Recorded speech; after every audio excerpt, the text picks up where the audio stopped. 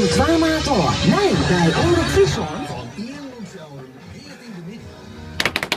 Nee, Middags Magazine, maar Jet van Thun. Het is maar goed dat dit afloopt. Ja.